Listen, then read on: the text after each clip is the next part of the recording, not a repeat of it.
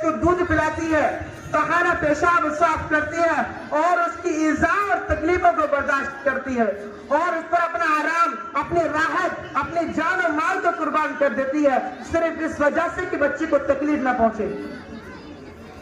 میرے بھائیوں، ماں کی خدمت کرنا بہت ضروری ہے۔ ماں کی خدمت کرنا کیوں ضروری ہے؟ اس کی اطاعت کرنا کیوں فرض ہے؟ اس کی شفقت کی وجہ سے الام الشفیقۃ البرۃ بولدها الرفیقۃ حمل تقرہا، صالح اور شفیق ماں جو مشقت برداشت کرتی ہے اپنے بچے پر اس وقت تکلیف اٹھاتی ہے جب وہ پیٹ میں رہتا ہے۔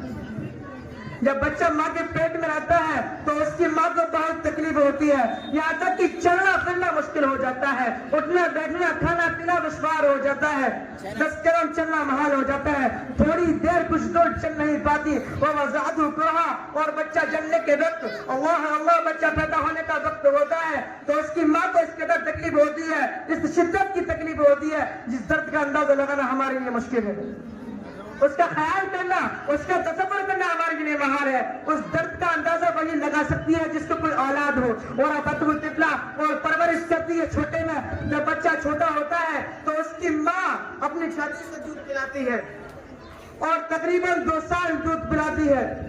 اس میں شک نہیں کہ یہ کام فطرت کے تقاضے کے تحت ہو اور فطرت کا تقاضا یہی کہ اولاد اپنے ماں باپ کی شفقت کو محسوس کرے اور ان کی محنت و ایثار کی قدر کرتے ہوئے ان کی شکر گزاری اور فرمانبرداری کرے۔ قرآن کریم میں کئی جگہ ارشاد فرمایا گیا اور اس کی تاکید آئی ہے۔ میرے بھائیوں، ذرا غور کریں کہ انہوں نے آپ کی خاطر کیسی کیسی تکلیفیں برداشت کی، آپ کی خاطر کئی راتیں جاگ کر گزاری۔ ذرا سا تم روتے تھے وہ بے چین ہو جاتی تھی، اپنی نیند کو خراب کرتی تھی، تم کو بہلا کر سلاتی۔ تم ذرا سی تکلیف میں مبتلا ہوتے، وہ بیچاری تمہارے اس تکلیف کو دور کرنے کے لیے خود ہزاروں تکلیف اٹھانے سے تیار ہو جاتی۔ انہوں نے تمہارے آرام اور آفیت کی خاطر کبھی دن کو دن رات کو رات نہیں سمجھا۔ انہوں نے تمہیں خوش غم رکھنے کے لیے کیسے رنج غم برداشت کیے۔ انہوں نے تمہارے اچھے کھانے پینے کی وجہ سے کبھی اچھا کھانا نہ کھایا، نہ پیا، نہ پہنا۔ تمہاری ذرا سی پریشانی انہیں کس قدر پریشان کر دیتی تھی، تمہاری ذرا سی تکلیف سے انہیں کس قدر تکلیف پہنچتی تھی۔ تمہارے چہرے کی ہلکی سی افسردگی ان کے تمام مسرت اور خوشیوں کو غم میں تبدیل کر دیتی تھی۔ تمہارے آنسو کا ایک قطرہ ان کے دل پر نہ جانے کتنی چنگاریاں کر دیتا تھا۔ یہی نہیں کہ تم بڑے ہو جاؤ، نہیں، بلکہ آج اور اب بھی وہ تمہاری تعلیم و تربیت کے ہر وقت خواہش مند اور ان کی دلی آرزو اور تمنا یہی کہ تم بڑے ہو کر سعادت، نیک بختی، اخلاق حسنہ اور شرافت کا ایسا نمونہ پیش کرو جو اپنی نظر آپ ہو۔ حضرات، انہوں نے جہاں تمہیں اچھے سے اچھا کھلانا پلانا اور پہنانا چاہا، وہی اخلاق و آداب کے زیور سے مالا مال کرنا بھی چاہا۔ تمہارے والدین کی ہمیشہ سے ہی خواہش رہی کہ تمہاری تعلیم اور تربیت ایسی کرے کہ تم کو بڑے دیکھ کر تم کو سبق حاصل کرے۔ تمہاری تعلیم اور تربیت اخلاق و آداب سے، تمہاری اچھی عادت سے تمہارے چھوٹے بھائی بہن تم سے اچھی نصیحت اور عمدہ سبق حاصل کرے۔ میرے بھائیوں اور ساتھیوں، تمہاری تعلیم اور تربیت اخلاق و تہذیب کی جو بار بار تاکید کی جاتی ہے، کوشش کی جاتی ہے اور تم کو اس کی بار بار رغبت دلائی جاتی ہے صرف اس وجہ سے کہ تم دونوں جہاں میں سرفراہی حاصل کرو۔ میرے ہم نشینوں، ذرا غور کریں کہ ماں باپ اپنے بچے پر کس قدر مہربان، شفیق اور رحم دل ہوتے ہیں۔ ان کو کیسی تکلیفوں کا سامنا کرنا پڑتا ہے اور اپنی جان کو بچے کی خاطر قربان کر دیتے ہیں، اپنے اچھے کھانے پینے کو اس کی وجہ سے ترک کر دیتے ہیں اور ہمیشہ خیر ہی کی دعا کرتے رہتی ہیں، یہاں تک کہ بڑھاپے پہ پہنچ جاتے ہیں، پھر انتقال کر جاتے ہیں تو اپنے بچے کے لیے ذخیرہ مال و دولت چھوڑ جاتے ہیں۔ کبھی آپ نے غور کیا ہے کہ ماں باپ کا ہم پر کیا حق ہے؟ حضرت ابو امامہ رضی اللہ تعالی عنہ نے فرمایا کہ ایک شخص نے رسول اللہ صلی اللہ علیہ وسلم کی خدمت میں آ کر دریافت کیا، یا رسول اللہ ما حق الوالدین، والدین کا ہمارے اوپر کیا حق ہے؟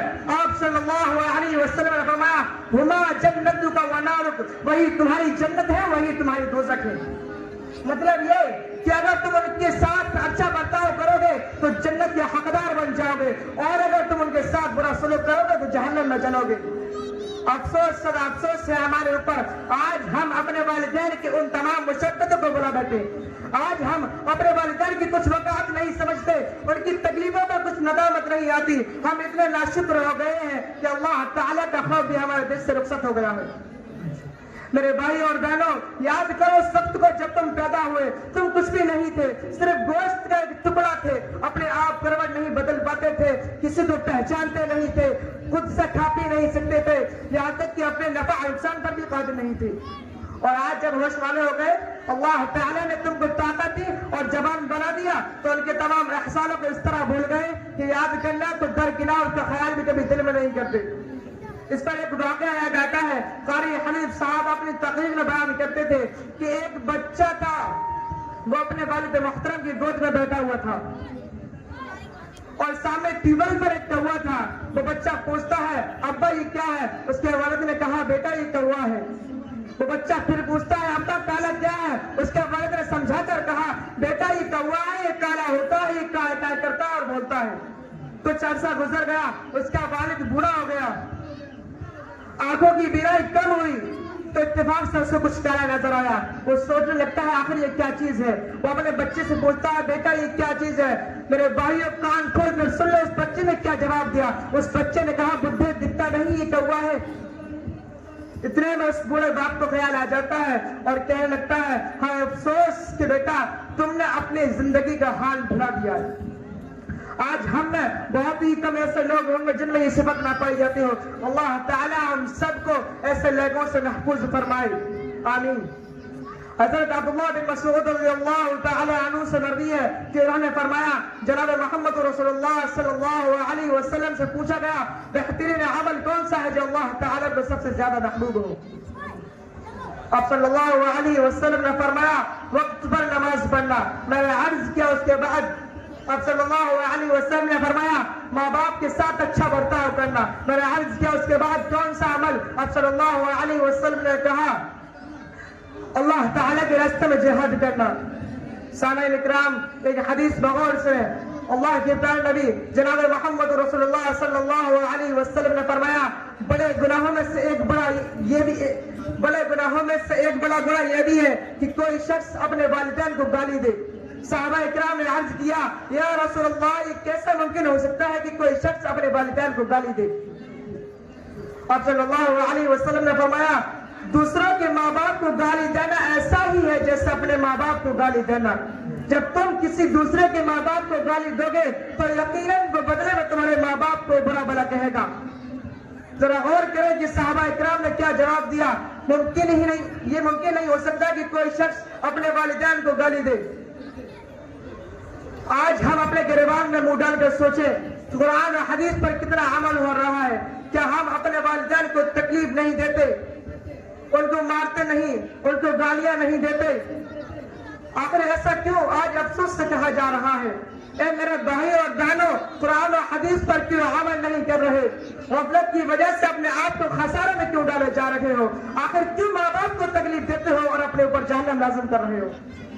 تو آج ہمارے لیے بہتر اور ضروری ہے کہ اللہ تعالیٰ اور اس کے رسول صلی اللہ علیہ وسلم کو خوش کر کے اور اللہ تعالیٰ کے دربار میں رو رو کر گل گلا کر دعا کریں اور کہیں، یا اللہ ہم سے بہت سی غلطیاں ہو گئی ہیں، ہم نے ماں باپ کو تکلیف پہنچائی ہے، ان کو گالیاں دی ہیں، ان کو برا بھلا کہا ہے، ان کی نافرمانی کری ہے۔ اللہ تعالیٰ کا ارشاد ہے، یا ایھا الذین آمنوا الی اللہ توبۃ نصوحا، اے ایمان والے توبہ کرو، سچی پکی توبہ۔ لیکن توبہ کے لیے بہتر اور ضروری ہے کہ وہ پہلے اپنے والدین سے اپنے گناہوں کو معاف کرائے، پھر اللہ تعالیٰ کے دربار میں رو رو کر گڑ گڑا کر دعا کرے اور کہے، یا اللہ اب ایسا نہیں کروں گا۔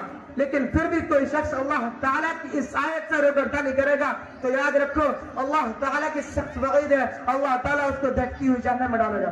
محترم حضرات، وقت کی قلت ہے، انہی چند باتوں پہ میں اپنی تقریر ختم کرنا چاہتا ہوں۔